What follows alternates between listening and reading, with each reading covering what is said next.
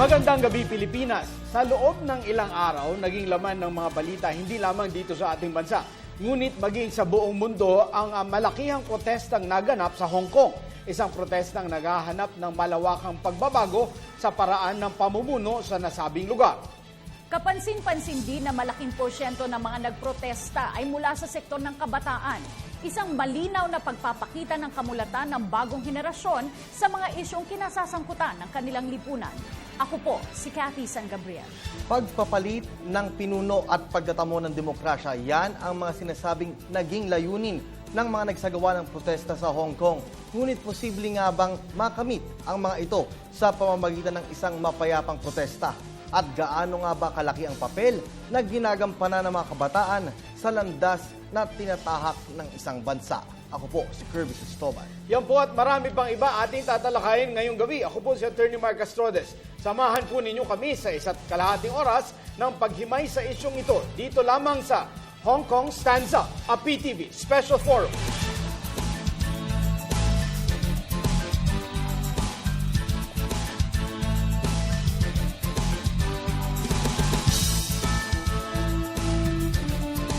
Napukaw ang atensyon ng buong mundo sa tinatawag na Umbrella Revolution. Ito umano ang naging bansag sa kilos protestang naganap sa Hong Kong nitong mga nagdaang araw. Sinasabing nag-ugat ang pangyayaring ito matapos i-anunsyo ng Chinese government na matutuloy lamang ang paparating na halalan kung sila mismo ang mamimili ng mga kandidato. Dahil dito, marami ang hindi sumang-ayon sa nasabing aksyon ng Chinese government.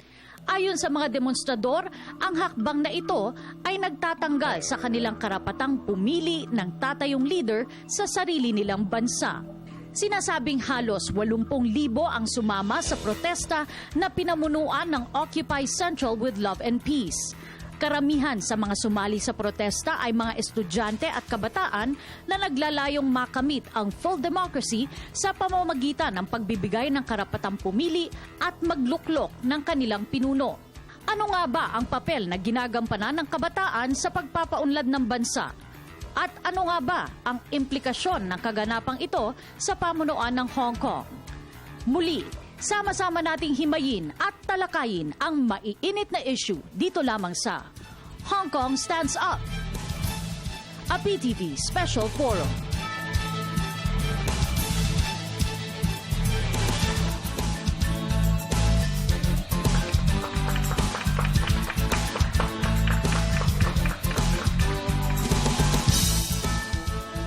Isang magandang gabi Pilipinas, ang mga kasalukuyang protesta nga sa Hong Kong.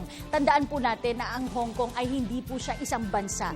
Siya po ay bahagi ng China. Mamaya ipapaliwanag sa atin nga ng ating mga panauhin. Issue nga, Cathy, yung pagkilala sa Hong Kong o sa Taiwan bilang separate na mga bansa. Kaya yung mga bawat bansa sa buong mundo nag-iingat sa terminolohiya at nag-iingat din tayo. Pero itong Hong Kong ay interesante dahil matagal na natin itong neighbor at yung relasyon ng Pilipinas at Hong Kong ay it goes back a long way. Tandaan po natin na marami po sa ating mga kababayan ay nagtatrabaho sa Hong Kong. Kaya paano nga ba ito nakakaapekto sa ating mga kababayan doon? At ano nga ba ang pinag-ugatan nitong mga malakihang protesta na naganap po nitong mga nakaraang linggo? Issues on yung democracy in Asia, yung economics implication din, yung mga implications sa pagninegosyo, ating pag-uusapan. Napakagagaling ng ating panauhin ngayong gabi. Kaya ipakilala na po natin sila. Dito po mag-umpisa tayo sa ating kaliwa. Siya po ay isang political analyst. Let us welcome Professor Ramon Casiple. Siya din po ay isang political, economic analyst, businessman, guy who wears many hats, Ginoong Mon Orosa. Alam niyo po mga kaibigan, marami po dun sa mga nagprotesta ay may mga secondary students, may mga college students karamihan. So malaki po ang ginagampan ng papel ng kabataan. Kaya meron tayong dalawang panelists na kabataan ngayon. Kasama natin si Luis Aguilo, political science student ng University of Caloocan. At mula naman sa PUP, siya po ay youth representative, Anjun Magnaye. At dahil nga marami po tayong mga kababayan na nanirahan at nagtatrabaho po sa Hong Kong, kasama po natin dito si Director Nikon Fameronag, Director 4 ng Department of Labor and Employment. At mula naman sa Philippine Overseas Employment Administration, Director 4 po siya, Director Attorney Robert Larga. Mahalagang maintindihan yung konteksto ng nangyayari ngayon. Magaling ba itong susunod? Oo, Magaling ba sa yan? Hong Kong. Sa kanilang history, no? Okay. Kaya may historian tayo kasama dito, Professor Xiao Chua. Mukhang magaling nga yan. Magaling nga ito daw. Oo. Paboritong historia ng PTV, si Professor Xiao. Yes, Kathy, let's get it rolling. Setyembre nga, Mark, nung nag-umpisa yung mga kilos protesta sa Hong Kong. Ngunit bakit nga ba nagpo-protesta itong karamihan sa mga residente doon? Tanungin natin kay Professor Mon Casiple. Well, ang pinagsimulan talaga nito, yung desisyon ng National People's Congress ng China, hindi ng Hong Kong, na magkaroon ng eleksyon sa 2017 sa Hong Kong in accordance with the agreement ng handover ng Hong Kong from the British to the China, to the Chinese government. At ito ay nagkaroon ng isang malaking issue kasi ang word na ginamit dito ay universal suffrage. At ito yung pinanghahawakan ng mga taga-Hong Kong. Ang universal suffrage, alam natin, ay may universal meaning. Ano yan? Secret vote, merong free na pag-decide kung sino yung gusto mong piliin. May boto yan. But in this case, ang desisyon ng National People's Congress ay ang mga kandidato dadaan sa isang screening process by 200-member committee na i-create out of the various sectors ng Hong Kong. At itong mga papasa sa screening, yun lamang ang magiging kandidato dito sa 2017 Hihimayin elections. natin yan kung, will that really work? Kasi kung yung 200 ay galing naman sa Hong Kong, will that mean na na-impluensyahan na yun ng China? Or pwede naman palang nangyaring mekanismo lamang yun? Pwede natin himayin yun na mas malalim, Kathy. Ano nga ba yung gustong mangyari ng mga protesters? That's Bakit right. nila tinututulan ito? Pero nga, dahil napakarami nating kababayan doon, tanungin muna natin mula sa ating kasama, mula sa POEA, ano po ang balita, Director Attorney Robert, sa kalagayan ng ating mga kababayan doon? Ano po yung pinakahuling balitang nakarating sa inyo? Well, sangayon sa ating report na kinalap sa pamamagitan ng ating Philippine Overseas Labor Office, wala pa naman po tayong report or any untoward incident involving an OFW in Hong Kong. At ibinalita rin po sa atin na in fact, itang ating Philippine Consulate General ay naglabas ng isang advisory na pinapayuhan yung ating mga ang Filipino community sa Hong Kong at ganoon rin yung mga Pilipinong pupunta ron as tourists na kung maaari ay i-avoid yung area where the protest or the rallies are going on. Isa rito yung lugar ng Admiralty where also the Philippine Consulate General is located. Okay, isingit ko lang. Marami pong nagtatanong, pati yung misis ko, kasama ba yung mga dadaan na ruta papuntang Hong Kong Disneyland? Dahil ang mga Pilipino napakahilig pumunta sa mga theme parks ng Hong Kong. Well, ang tingin ko naman, pumunta rin na rin ako doon sa, para namang hindi masyadong dadaanan yun. Kasi if you take also the train, parang may direction naman papuntang Hong Kong Disneyland. No? But yun nga, sangayon sa ating advisory ng Philippine Consulate General, hanggat maaari ay iwasan yung lugar na kung saan yung rally ay nangyayari. No? Kasi po, may mahirap na rin. No? For the safety of our nationals there, they are advised to avoid those areas where the protests are going on. Director Fameronag, sa ngayon po, gaano po ba karaming mga Pilipino ang nasa Hong Kong? And ano-ano po ba yung mga sektor na kung saan sila namamasukan o nagtatrabaho? Ang mga Pilipino sa Hong Kong ay more or less mga 175,000.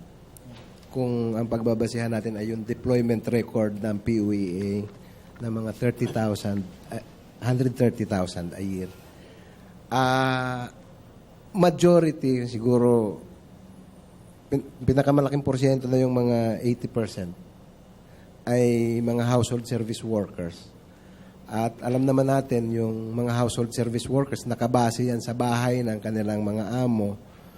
So, peculiar yung kanilang employment situation. Although, marami ring mga Pilipino na mga Hong Kong residents na may mga negosyante at mga professional na nagtatrabaho sa mga bangko at saka sa mga industriya. Ginoong Orosa, merong mga rally here and there. Dito sa Pilipinas, common sa atin yung rally. Po. Itong sa Hong Kong na rally, are they taking it seriously? They, meaning, is the Chinese government taking this seriously? And how big is this? And how serious are these protesters? I think the Chinese government is taking it seriously, pero kailangan nating maunawahan ang pagtatalo dito ng dalawang puwersa. Ang prinsipyo ng demokrasya ay nagsasabi, ang kapangyarihan nagmumula sa tao. Ang prinsipyo ng China, ang kapangyarihan ang gagaling sa itaas at ipinepwersa sa tao. So, anong gagawin mo ngayon pagka nagtugmayan dalawang yan? Can they allow Hong Kong to become more democratic? It will have an effect on mainland China kapag papayagan mo yan. They are already facing some unrest in mainland China. And a number of people there are also protesting and wanting more rights. But it cannot, the Chinese system of the Communist Party cannot survive on more democracy. It will mean a great deal of instability, and I think this is the first concern of China. Pag pinabayaan nila ang Hong Kong na maging mas democratic, anong magiging epekto domestically for the rest of China? Actually, when you come down to it, Hong Kong is too small and China can lose them tomorrow and it will not bother them one bit. Ang pinakamalaking problema dito, siguro naintindihan nila din ang kapangyarihan ng mga ideya. Mr. Orosa, nabanggit niyo po yung dalawang nagtatalong puwersa. On one hand, yung demokrasya na gustong i-uphold ng mga protesters and yung control ng Beijing. Pero para maintindihan nating lahat, ano po ba yung identity ng pamahalaan sa Hong Kong sa ngayon? That's China. It's under China and there's nothing you can do to change that. Now, that they want to control what's going on there and make some token gestures towards democracy, so long as it does not disrupt what they're doing in the mainland, so long as it does not pose a danger to what they're doing, they don't really care. But if what you do is going to disturb me in the mainland, you better watch out. And there is a limit to the patience of mainland. Will it result in a lot of bloodshed? I think the only thing holding it back is what the international world might say and the poor PR that will come from that. You take a look at Tiananmen Square. Okay, What we'll happened talk about Tiananmen Square and other issues on the repercussions on democracy in general dito sa And Asia. parallelisms. Oo, and parallelisms. Anjun Magnaye, ang Pilipino mahilig ng mag-rally. Nakikita natin ito na meron silang hinihinging right na makakapag-boto silang direkta ng kanilang leaders. Anong dating nito sa kabataang Pilipino na sanay sa freedoms na sinasabi nga ng ibang leaders, too much democracy in the Philippines? Masasabi ko lang regarding dun sa sa Hong Kong Revolution, nakaka-overwhelm na makita na nagigising na rin yung mga kabataan. At nakita rin natin dito kung gaano nakakapangyarihan ngayon yung bagong teknolohiya na meron tayo. For example, the social media na ginagamit ng mga kabataan. Kahit na alam naman natin na there are some websites na binaba na rin ngayon ng Chinese government habang sa kasagsagan ng protesta at hanggang sa ngayon. Pero nakakabigla dahil nakakagawa ng paraan yung mga kabataang involved mismo na para maitulay sa buong mundo or maibigay sa buong mundo yung gusto nilang hingi na ganito ang sitwasyon namin ngayon sa Hong Kong, ganito yung gusto naming mangyari, kailangan na magkaroon ng karapatang bumoto at makapili ng gusto naming iluklok na leader. Kanina nabanggit ni Ginoong Orosa yung Tiananmen Square. Xiao Chua, Professor, pakipaliwanag po sa atin yung kung paano mo maikukumpara yun na naganap dati sa nagaganap ngayon sa Hong Kong. Okay, parang test case kasi yung Tiananmen Square massacre noong 1989 dun sa maaring isang senaryo na pwedeng mangyari sa Hong Kong. Halimbawa, noong 1989, pumunta rin yung mga kabataan doon sa parang pinaka-plaza nila. Parang yun yung pinaka-luneta ng Beijing, mismong heart ng Communist China, yung Tiananmen Square, Gate of Heavenly Peace. At humingi sila ng demokrasya. Humingi sila ng kalayaan sa pananalita, humingi sila na yung mga traditional people sa Politburo mag-resign. No? Basically, humingi sila ng mga pagbabago na hindi kayang ibigay ng Communist China kasi tandaan natin, bagamat ang China ay may bagong mukha, ang China ay sabihin natin from communism, no, from Mao Zedong na masyadong rigid, ngayon pwede ka nang magkapera kasi kapag komunismo hindi pwedeng mayaman ka. Ngayon pwede ka nang yumaman, you can get all the money that you can have, just don't challenge the government. No? So yun yung naging problema. Ang nangyari, nagkaroon din ng lal dyan. Nagkaroon ng maraming tao and then eventually parang humina ng konti but they stayed on for a few weeks. From April to June. So nagkaroon ng ganyan. So anong nangyari? Ano yung sagot? Eventually, sa Politburo, nag-away din yung dalawa, yung traditionalist saka yung mga liberal. Ngayon, ang nangyari, nanalo yung conservative. Lusubin natin ng square. So, ano ang nangyari? Nung June 4, gabi ng June 4, ng 1989, sinugod ng People's Liberation Army yung square. Walang namatay mismo sa square. Pero sa paligid, nung naghulihan na, nung nagtakbuhan na, hindi humabilang yung patay kasi bawal ng pag-usapan. At ngayon, hindi na ho siya pinag-uusapan sa China, bawal. So, anong pwedeng tignan dito? Yun yung maaaring maging senaryo dahil may lal na ulit eh. Yun yung pwedeng maging senaryo na baka magdesisyon, pag nainis ang Beijing, magdesisyon din sila, gawin yan sa Hong Kong. Dahil under na nila ito. Okay. Si Kaya Luis, delikado ito sa ating mga kababayan. Yun siguro yung iniisip din ng iba sa pamahalaan natin. Luis, itong diskusyon na ito ay nagdadala sa atin doon sa diskusyon sa forms of government, doon sa political policies and systems ng gobyerno bilang political science student at sa inyong universidad. Napapag-usapan nyo ba yung mga forms of government at yung mga polisiyang ipinatutupad at na-awaken ba yung knowledge at yung interest ng mga kabataan? Sa amin naman po sa University of Caloocan City, madalas din po namin pag-usapan yung iba't ibang forms of... Sa amin po sa University of Caloocan City, madalas din naman po namin pag-usapan yung forms of government. And isa nga po yun nga, nakakatuwa nga po yun na isa to sa,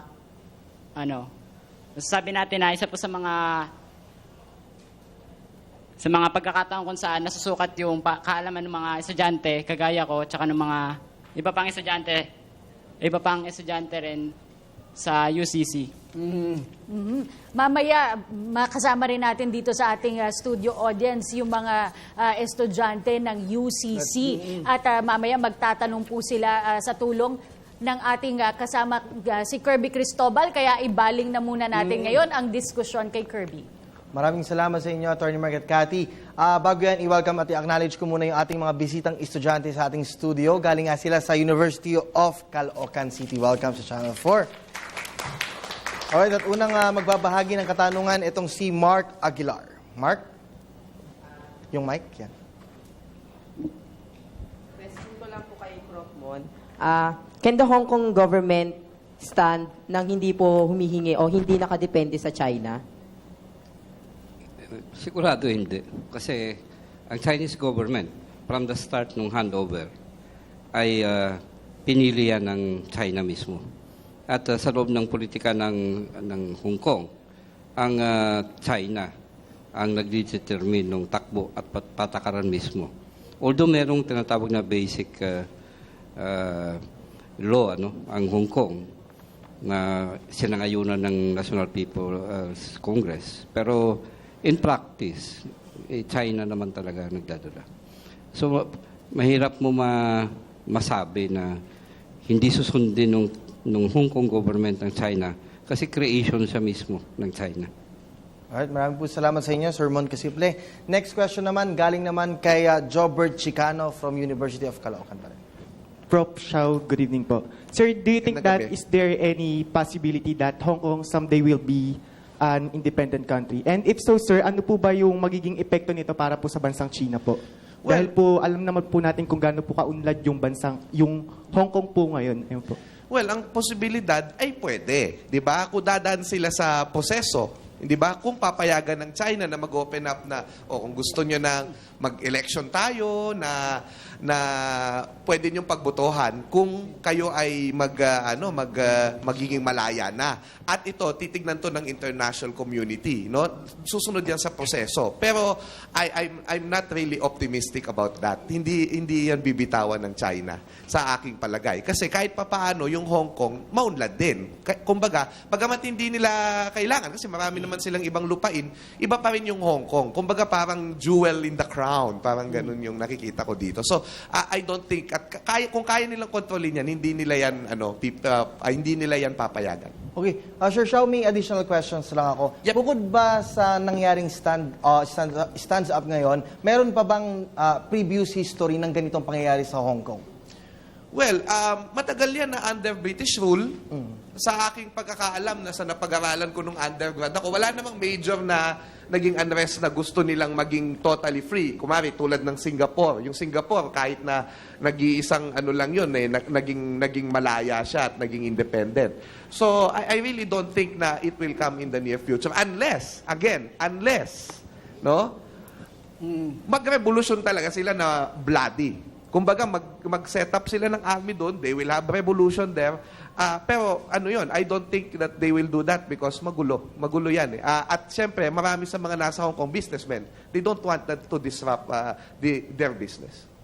Okay. Iintindihin pa rin natin, no, Mark, kung ano talaga yung gustong mangyari ng mga protesters at saan ba patungo itong mga protesta Balikan ito? nga natin, ano ba yung treaty na pinirmahan nga ng China at ng Britanya para maibalik sa China itong Hong Kong? Mamaya po yan, pasasagot natin sa ating mga panauhin sa pagbabalik ng PTV Special Forum.